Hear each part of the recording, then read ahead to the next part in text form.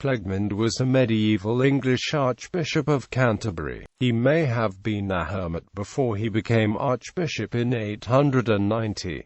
As Archbishop, he reorganised the Diocese of Winchester, creating 4 new sees, and worked with other scholars in translating religious works.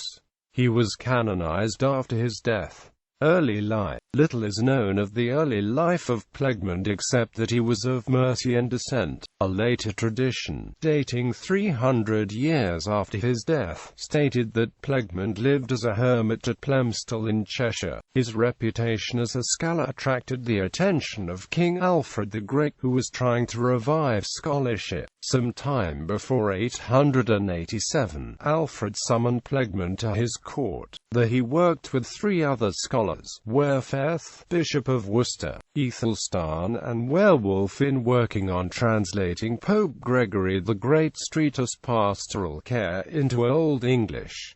Archbishop of Canterbury, Plegmund was selected for the See of Canterbury in 890 by King Alfred. Plegmund's election to the Archbishopric of Canterbury is recorded in manuscript E of the Anglo-Saxon Chronicle. Here Archbishop Plegmund was elected by God and all the people. Fulk, Archbishop of Reims, praised the election of Plegmund, stating that he would help root out the last remnants of paganism in the people. However, there was a gap in time between the death of the previous Archbishop of Canterbury, Ethelred, and the consecration of Plegmund. This may have been because the see had been offered to Grimald, a Flemish monk and scholar, who refused it. Plegmund was granted his pallium by Pope Formosus.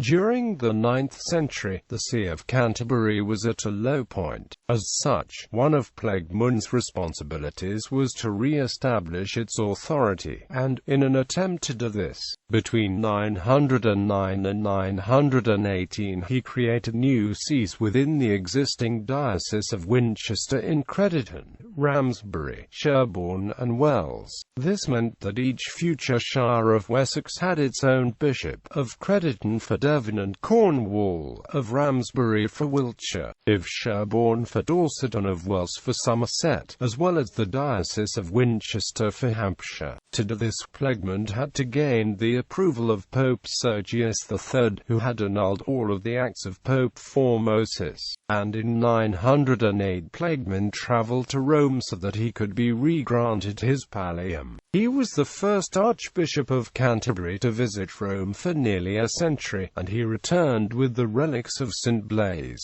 Under Plegmund's archbishopric, the quality of the Latin used by his scribes improved, surpassing the poor quality used by the scribes of the previous 2 archbishops, Ceolnoth and Ethel. When Alfred died in 899, Plegmund crowned his son Edward as king. In addition to his religious duties, Plegmund was involved in matters of state, and he attended the formal councils held by Edward the Elder in 901, 903, 904 and 909.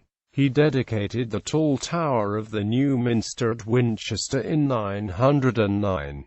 Death and legacy. Plegmund died on the 2nd of August 914 of the 2nd of August 923. After his death, Plegmund was considered a saint, with the feast day of the 2nd of August. However, his cult dates only from the 13th century. Citations